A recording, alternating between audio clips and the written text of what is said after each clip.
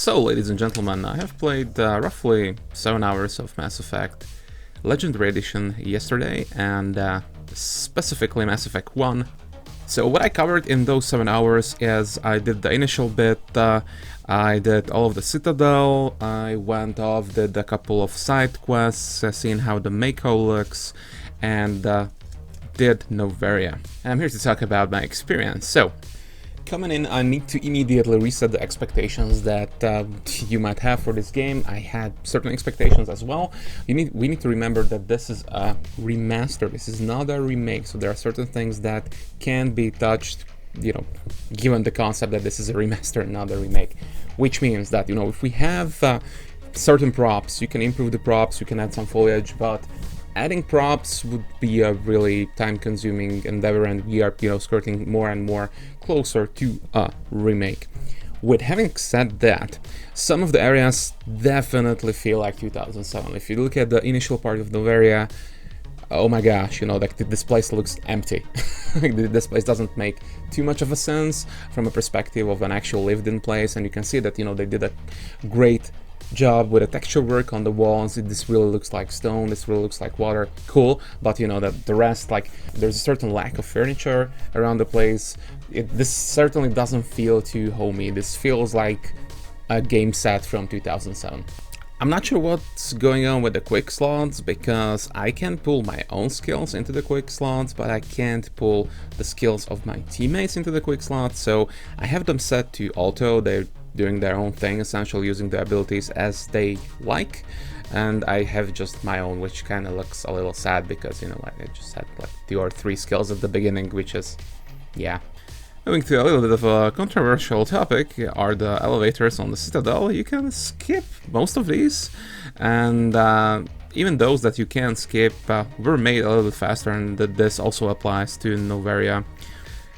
I'm kind of ambivalent about the changes to the elevator, because on one hand it's cool that you don't have to suffer through, but on the other hand they kind of leaned into the jokes in Mass Effect 2 and 3, the elevator going slow and whatnot, and that was hiding loading times and all that, and this is now somewhat diminished by having it go a lot faster, or having it be skippable. Moving to the kind of mech changes, the difficulty has been reworked considerably. I have noticed this immediately because I'm playing an engineer, and gift troopers went down after a few pistol shots. I was like, this originally took like a lot more rounds than a few shots, but then later on, because I'm playing on Insanity, later on I had a problem where some of the opponents just IK'd me, like like full shield or almost full shield, full health, and just IK single shot. I mean, not ideal, but it's something you kind of expect with Insanity difficulty level. But with saying that, I feel that the difficulty needs a bit of tweaking to be at the just the right spot. The HUD is reworked. It looks very nice for 2021. The original HUD was, it was, well, 2007, 2008, so it was feeling like 2007, 2008 for sure. Getting into the good bits, we now have a character creator that is consistent across all 3 parts. Originally Mass Effect 1, Mass Effect 2, you had an evolving character creation, especially Mass Effect 1. You could see that, with the hair specifically, you couldn't really do much. You kind of had very like solid-ish hair styles and very kind of mushed faces and whatnot. And now we have this either character creator from Mass Effect 3 or Andromeda, I'm not sure, but they certainly built on that and pulled that back in so that you can create a character and use that character across all 3 games, which is a welcome addition. One of the changes that I think will be underrated is how they touched up the Mako. They did not only change the sound of the vehicle, so with shooting, either your primary or secondary fire sounds much more believable. The traction of the Mako now it actually feels like a tank or like an armored personal vehicle. It's great, like it doesn't just like float and skid. They changed up the zoom function, so you no longer have zoom, you have a booster on a shift.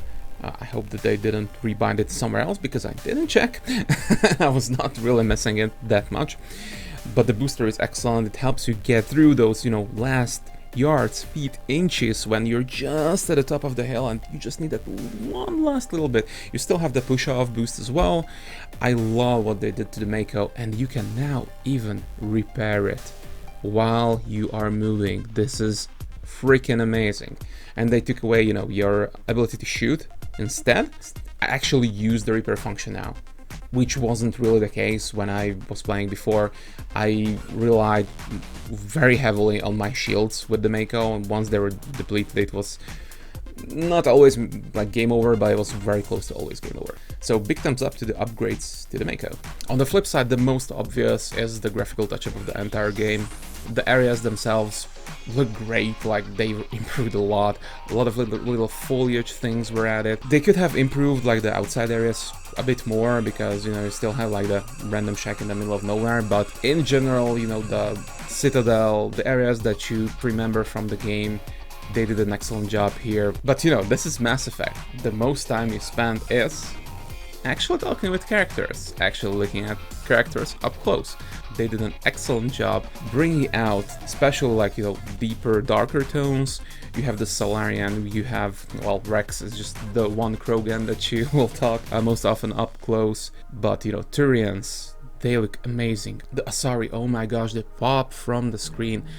The different spots they have on their, you know, like hair tentacle thingies, they just look gorgeous. They just look amazing. I kept doing a thing that leads me directly to the most amazing feature of the entire remaster, the photo mode. Oh my gosh, when I noticed that there is a photo mode, I went bananas. Oh my god, oh my gosh, we can actually take pictures now!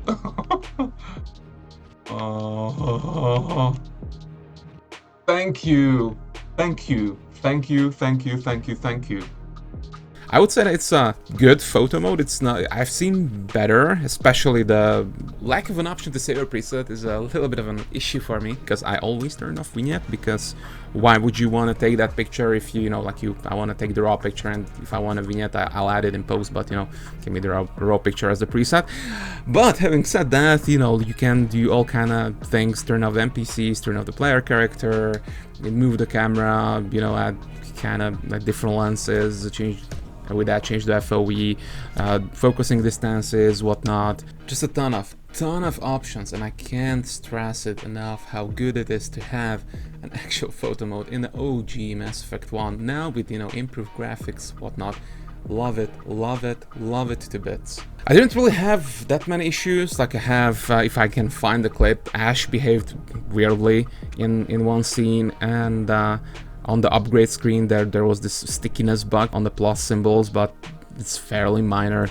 Everything like works as it should, you know, like this is a remaster of a kind of old game now, and I just want to report that for my money, I bought it day one, did not pre-order, but for my money, job well done, EA, job well done. But EA, you know, if you're listening, I'm willing to pay for a good single player experience. I'm willing to buy it day one. I'm willing to drop €60, not even dollars. It was even more expensive than $60 for me. I'm willing to drop that if it's a contained single player experience. You did a good job here. More of these, please. If you have found this content entertaining, consider subscribing. Thank you for watching. This is TSB, signing out. Bye.